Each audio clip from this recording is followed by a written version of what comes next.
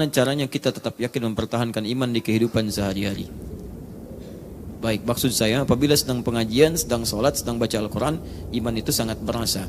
Tapi jika kita sudah di rumah, di kantor, terkadang lupa, bahkan lemah imannya. Anda mungkin, bukan kita. Saya tidak ikutan. Baik. Ini normal. Buka Sahih Al-Bukhari, bab yang pertama, namanya Kitabul Iman. Ada 57 hadis. Itu belajar hadis itu cara langsung dari Nabi, dihimpun Imam Al-Bukhari, cara meningkatkan iman dan menjaga supaya tidak turun-turun. Di antara caranya, rumus cepatnya, saya keluarkan hadisnya. Kata Nabi, Al-imanu yazidu wa yantaqis. Iman itu kadang naik, kadang dia turun. Yazidu bitta'ah, ini kuncinya. Satu, dia akan naik jika Anda konsisten menjaga ketaatan. Yazidu bitta'ah. Rumus pertama, kalau iman ingin tetap dijaga naik, imannya tetap naik, baik di masjid, di majlis, baik di tempat-tempat ibadah, ataupun ke kantor, ke rumah dan sebagainya. Satu, kata Nabi, pertahankan ketaatan. Taat ini turunannya amal soleh. Amal soleh. Keluarkan semua jenis amal soleh dalam Al-Quran. Karena itu setiap ada kalimat amal soleh, baik langsung kalimatnya amal soleh, bentuk tunggal atau jama', atau langsung bentuk ibadahnya, itu seringkali bersanding dengan kalimat iman. Untuk memberikan kesan bahwa dengan mengerjakan amal soleh, iman akan terangkat. Misal, Quran surah 103, wala as innal insana lafi illal ladzina amanu. Iman setelah menyebutkan iman, wa amilus salihat. Alladzina yu'minuna bil ghaib wa yuqimunas salat. Turunkan salat. Wa mimma razaqnahum yunfiqun, infaq. Walladzina yu'minuna bima unzila ilaik, interaksi dengan Al-Quran. Cukup 3 ini dulu. Anda konsisten tunaikan 3 ini, yarhamukallah, maka Allah akan jaga tingkat keimanan Anda. Misal salat, bentuk salatnya jama', bukan cuma salat yang 5 waktu saja. Anda keluarkan, misal salat duha, ya, misal salat rawatibnya, salat tahajudnya. Konsisten Anda kerjakan semua jenis salat, Anda keluarkan menunya. Yang fardu Anda keluarkan, misal 5 waktu, ini gak usah ditanya. Yang sunnah keluarkan, rawatib 12 rakaat, waktunya kapan saja. Ada yang duha kemudian, ada yang misalnya syuruknya, ada yang macam-macamnya, di pagi sampai siang.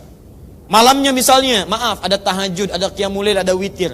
Anda jaga, baru sholat ini saja terjaga keadaan iman Anda insyaallah. Infak, silahkan cek.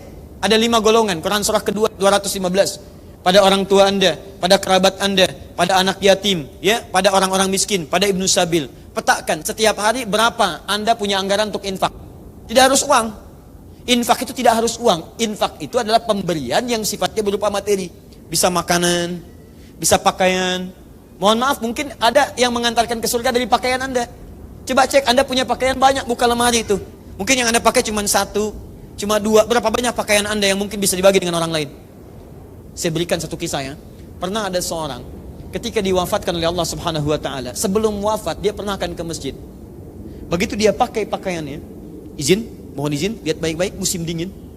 Dia pakai pakaian, dia double. Yang bagus dia simpan di dalam, yang jelek, yang biasa dipakai, yang sudah biasa, dia lipatkan di luar. Satu kali di pertengahan jalan, qadarullah ada orang kedinginan. Dia buka yang luarnya dan dipasangkan kemudian kepadanya. Allahu Akbar, orang itu merasakan hangat dan berangkatlah kemudian orang ini ke masjid. Begitu berangkat, qadarullah, kisahnya secara singkat dia meninggal dunia. Tidak kelihatan oleh Nabi berada di masjid, dan dia selalu sayap kanan di masjidnya. Begitu subuh kelihatan tidak ada, kata Nabi, di mana orang ini? Qadarullah tidak ditemukan, kemudian dijenguk ke rumahnya, ditemukan cukup jauh ke rumahnya. Baik, apa yang terjadi teman-teman sekalian? Ternyata ketika meninggal selesai, kata Nabi pada istrinya, apa yang terlihat ketika dia akan meninggal? Saya tidak melihat ya Rasulullah ketika meninggal kalimat, kecuali mendengar kalimat-kalimat saja. Saya tidak melihat satu hal yang aneh kecuali kalimat-kalimat yang saya dengar saja. Apa itu? Kata beliau, 1, ya Allah, kenapa kok gak yang lebih jauh? 2, ya Allah, kenapa bukan yang bagus? Saat akan meninggal. Allahu Akbar. Nabi tersenyum dan mengatakan, saat itulah ditampakkan pahala-pahala ketika dia akan meninggal dunia. Tampakkanlah kebiasaan-kebiasaan awalnya. Jadi kalau Anda terbiasa berbuat maksiat, maka maksiat itu akan ditampakkan saat Anda akan meninggal dunia. Makanya bertobat. Tapi kalau Anda terbiasa berbuat baik, maka kebaikan itu yang ditampakkan. Misal, kalau saya tampakkan kemuliaan Anda senang atau gelisah? Senang. Kalau ditampakkan keburukan Anda, senang atau gelisah? Gelisah. Makanya wajar kalau ada orang meninggal, dia gelisah, pukul, macam-macam. Karena yang biasa dia lihat adalah kebiasaan buruk dia. Kata Nabi, orang ini ditampakkan kebiasaan dia ke masjid menempuh jalan. Ketika dia menempuh jalan, bukankah semakin jauh semakin banyak pahalanya? Dia jalan teman-teman sekalian. Musim dingin dia berangkat, musim panas dia berangkat. Kemudian di akhir hidupnya ditampakkan pahalanya. Kata dia berkata, ya Allah, kenapa gak lebih jauh lagi masjid ya Allah? Saya pengen lebih banyak lagi pahalanya. Saya pengen lebih banyak lagi pahalanya. Dan ternyata kisah yang kedua ini adalah ketika dia memberikan kemuliaan dengan bajunya. Dia berikan yang baju yang paling luar, bukan yang paling baru. Yang paling biasa itu. Diberikanlah gambaran pahalanya. Dia menyesal pada saat itu, ya Allah, kenapa yang gak bagus yang saya berikan kepada dia? Kalau saya berikan yang bagus, tentu akan lebih banyak lagi pahalanya. Saya ingin tunjukkan kepada Anda, infak itu tidak harus dengan uang. Semua kita punya peluang untuk berinfak. Anda mungkin infakkan mushaf Anda yang biasa Anda pakai. Ya, Anda sudah tidak pakai lagi, misalnya sudah punya mushaf yang lain, biasakan. Ada yang baru, infakkan yang lainnya. Bukankah satu huruf dibacakan 10 kebaikan? Anda infak mushaf pada penghafal Quran. Penghafal Quran kan biasa menghafal. Berapa huruf dia baca setiap hari? Saya sering katakan pada Anda, hampir mustahil ada penghafal Quran baca Quran cuma 1 huruf, mustahil. Nun. Sudah, Masya Allah, tidak. Berapa banyak dia ulang? Makanya coba yang cerdas. Anda ingin cari amalan, cari yang cerdas, yang pahalanya mengalir. Infak. Usahakan punya anggaran. Setiap hari saya akan temukan begini. 3, Quran. Interaksi dengan Al-Quran. Di kemanapun Anda berada, usahakan. Bismillah, minimal baca. Anda mau lihat handphone, ada aplikasi Qurannya kan di situ? Ya, coba berapa kali aplikasi dibuka dengan WhatsApp dibuka? Facebook dibuka. Bisa nggak setiap mau baca Facebook, baca WhatsApp, macam-macam, baca dulu 1 ayat. Baca 1 ayat, baca lagi. Baca 1 ayat, baca lagi. Kalau Anda biasakan begitu, insya Allah ada kemuliaan pada diri Anda.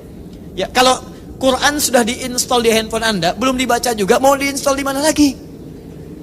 Ayo coba teman-teman sekalian, biasakan. Ini ada 3 cara. Cukup baca, namanya qiraah, dipahami, namanya tilawah, atau dihafalkan, namanya tahfidz.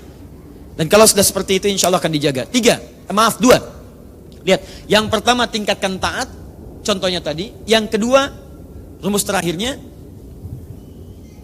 tinggalkan maksiat. Yazidu bit ta'ah wa yantaqisu bil maksiyah. Saran saya, kalau iman Anda ingin terjaga dengan baik tadi, maka saran saya ikuti hadis Nabi sallallahu alaihi wasallam. Tinggalkan maksiat. Tingkatkan taat, tinggalkan maksiat. Jadi kalau Anda misalnya berpeluang ada melihat maksiat dengan pandangan, langsung palingkan. Jalan dari sini, ada aurat terbuka digambar macam-macam, astagfirullah, palingkan. Sudah. Ada acara TV, dengar misalnya acara-acara yang tidak baik, gosip macam-macam, astagfirullah, palingkan.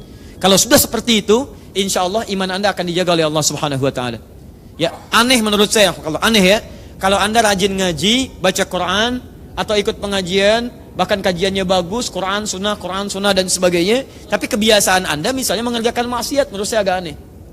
Apa maksiatnya? Mencela orang lain, berselisih dengan orang lain, melakukan berita-berita yang tidak baik, ya dan sebagainya. Ada yang salah, pasti ada yang salah. Karena iman itu tidak akan bersanding dengan kufur. Maksiat tidak akan bersanding dengan taat. Pasti ada yang salah cara belajarnya. Ada yang keliru. Jelas ya? Mulai hari ini tinggalkan yang tidak baik, ambil yang baik-baiknya, maka demi Allah saya katakan Anda akan hidup dengan tenang, nyaman, dan meninggalnya pun tenang, insyaallah. Pernah dengar namanya Ahmad Muzammil? Nah ya, wah itu masya Allah itu, beliau orang saleh. Ya, dulu kami mengasuh pesantren, saya mengasuh Al-Hikmah di Lebak Bulus tuh anak-anak mahasiswa. Beliau juga mengasuh Al-Hikmah. Kami beda usia 7 tahun lah kurang lebih ya, saya dengan beliau. Masih muda juga meninggalnya. Baik. Saya sekarang September 34, mungkin beliau kalau masih hidup 41 sekarang. Ya kurang lebih. Itu Masya Allah. Beliau mengasuh di Tahsin, saya di pesantren Quran untuk hafalannya. Itu luar biasa teman-teman. Bagaimana Allah memuliakannya. Hari Kamis, ketika Allah mengambil beliau kembali saking sayangnya, kamu pulang. Tinggal dikasih bersin saja 2 kali. Hari Kamis setelah sholat subuh. Ya ayat Tuhan nafsul mutmainnah. Hei Ahmad Muzammil, sudah. Kamu muridnya sudah banyak yang tahsin, bacaannya bagus-bagus. Setiap mereka baca kamu dapat pahalanya. Kamu pulang ya. Adi Hidayat masih banyak dosanya, dia perlu banyak kesempatan. Udah. Kamu pulang. Kalimatnya indah.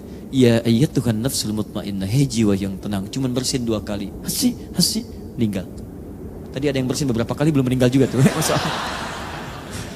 Luar biasa. Tadi ada yang baru sekali juga, hati-hati ya. Ringan teman-teman, ringan.